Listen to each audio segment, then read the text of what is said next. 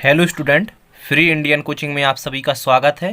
तो आज के इस वीडियो में हम लोग विज्ञान वर्कशीट को सॉल्व करेंगे जो कि आपकी कक्षा 7वीं की है। यदि आप इसके पहले मैथ्स या फिर इंग्लिश का वीडियो देखना चाहते हैं, वर्कशीट उसमें सॉल्व कराई गई है, तो यहाँ पर देखिए आई बटन दिख रहा है, इसमें लिंक दी गई है या फिर आप नीचे डिस्क्रिप्शन दिया गया है, यहाँ पर चेक कर लीजिए। यदि आपने अभी तक वो वीडियो नहीं देखे तो आप उनको भी देख लीजिए, उनमें सभी प्रश्नों का सॉल्व बताया गया था। तो इस वीडियो में हम लोग विज्ञान वर्कशीट का सॉल्व देखेंगे जो कि कक्षा 7वीं की है। तो चलिए स्टार्ट करते हैं। और इस वीडियो में जो भी क्वेश्चन के आंसर बताए जाएंगे बिल्कुल परफेक्ट बताए जाएंगे, एकदम सही, इसलिए आपको डायरेक्ट लिखना है, ठीक है।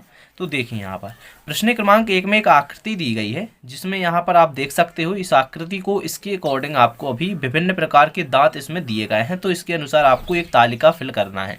तो उपरोक्त चित्र में मानव दांतों की व्यवस्था तथा विभिन्न प्रकार के दांत उनके नाम सहित दिए गए हैं। इन दांतों को उनके कार्य के आधार पर पृथक कीजिए, ठीक है। तो देखिए, तो यहाँ पर देख लीजिए, देखिए दांतों के कार्य और नाम, यहाँ पर नाम लिखना है। तो देखिए यहाँ पर जो यहाँ पर दिया गया है कि कर्तन एवं दंसन, ठीक है, करने वाले दांत क्या कहलाते हैं, तो यहाँ पर आप कृंतक लिख सकते हो, कृंतक, ठीक है। चबाने एवं पीसने वाले दांत चर्वणक कहलाते हैं। चीरने व फाड़ने वाले दांत रदनक कहलाते हैं, ठीक है, रदनक। पीसने वाले दांतों को जो केवल वयस्कों में पाए जाते हैं उसे कहते हैं अग्रचर्वणक, ठीक है। इस प्रकार आपको लिख लेना है। इसके बाद देखिए, दर्पण में देखते हुए अपने दांतों की गणना कीजिए, अपने दांतों की संख्या लिखिए। तो आप दर्पण में देखिए, आपके दांत 28 दिखाई देंगे। कुछ लोगों के 32 होते हैं लेकिन वो अभी नहीं, आपके लगभग 28 दांत होंगे अभी, ठीक है।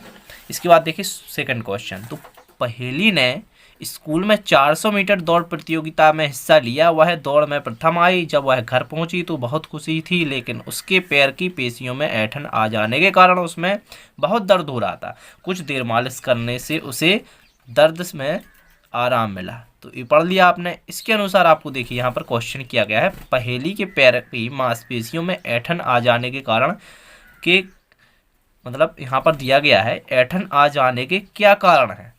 तो देखिए वहाँ पर उसने 400 मीटर दौड़ प्रतियोगिता में भाग लिया था, उसी प्रकार इसी वजह से आ गई थी। तो आप डायरेक्ट लिख सकते हो कि पहेली के पैर पे की मांसपेशियों में ऐंठन आ जाने के कारण है यह था कि पहेली ने स्कूल में 400 मीटर की दौड़ प्रतियोगिता में हिस्सा लिया था। ये आपका आंसर हो जाएगा।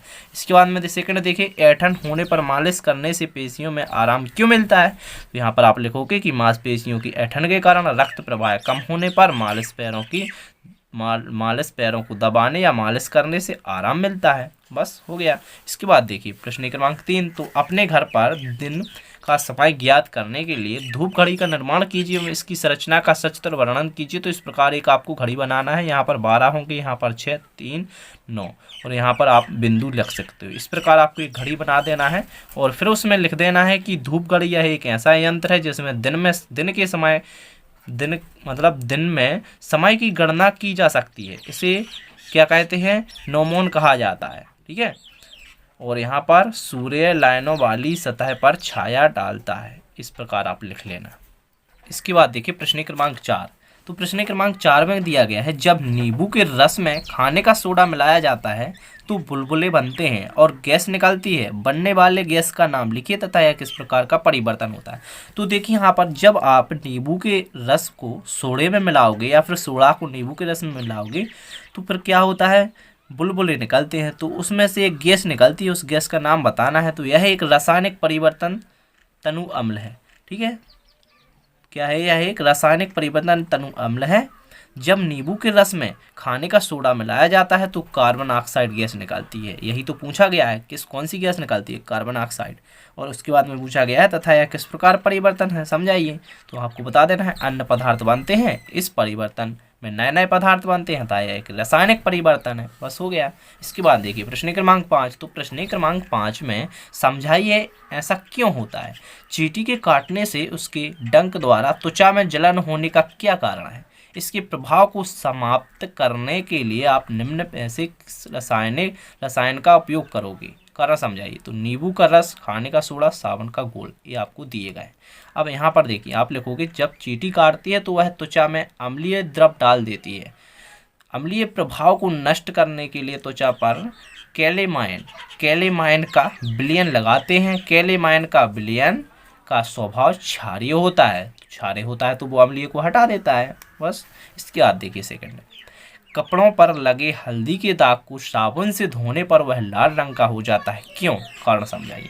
तो चूंकि साबुन की प्रकृति होती है क्षारीय, तो आपको लिखना है चूंकि साबुन की प्रकृति क्षारीय होती है, इसलिए जब हल्दी लगे यहाँ पर दाग युक्त कपड़े पर साबुन रगड़ा जाता है तो हल्दी एक प्राकृतिक सूचक होने के कारण साबुन लवण के साथ प्रतिक्रिया करके दाग रंग बना देता है और साबुन के कपड़े का दाग लाल रंग का हो जाता है। इस प्रकार आपको लिखना है, ठीक है। तो आप लिख लीजिए। अब यहाँ पर देखिए प्रश्न क्रमांक 7 प्रोजेक्ट कार्य।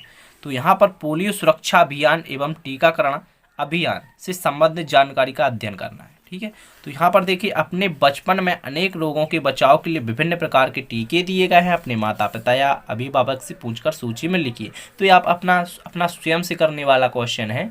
आप एग्जाम के थ्रू आप देख सकते हो कि मैंने इस प्रकार बताया, तो आप भी इस प्रकार बता सकते हो, ठीक है। और इसी प्रकार आप जो बताओगे उसके अनुसार आपको यहाँ पर जो क्वेश्चन किए गए हैं उसके आंसर देना है। तो आप आंसर मैंने देख सकते हो इस प्रकार यहाँ पर लिखे हैं। तो जिसकी ये काफ़ी है तो इसने यहाँ पर लिखे हैं, ठीक है। तो आप देखिए संचरणीय रोग किसे कहते हैं, तो उसने लिखा है ये रोग कुछ जैविक, यहाँ पर लिखा है जैविक कर्म जैसे पायरस बैक्टीरिया प्रोटोजोआ कवक आदि के द्वारा उत्पन्न होते हैं। संक्रमण रोग विभिन्न तरीकों जैसे कि जलवायु भोजन और रोग वाहकों द्वारा एक व्यक्ति से दूसरे व्यक्ति में फैल सकते हैं। यहाँ पर जगह कम होने की वजह से थोड़ी यहाँ पर जल्दी लिख दिए हैं पास में, तो आपको लेकिन अच्छे से लिखना है, ठीक है। और यहाँ पर देखिए पल्स पोलियो अभियान क्या है, तो आपको यहाँ पर बता देना है, अच्छे से यहाँ से चालू करना है और यहाँ तक लिखना है, ठीक है। और इसके बाद देखिए जो लास्ट के क्वेश्चन हैं तो इनको भी आप देख लीजिए और आप अपने बुक में भी आप आराम से लिख सकते हो, बुक में दिए गए हैं वहाँ से भी आप लिख सकते हो। Okay, thank you.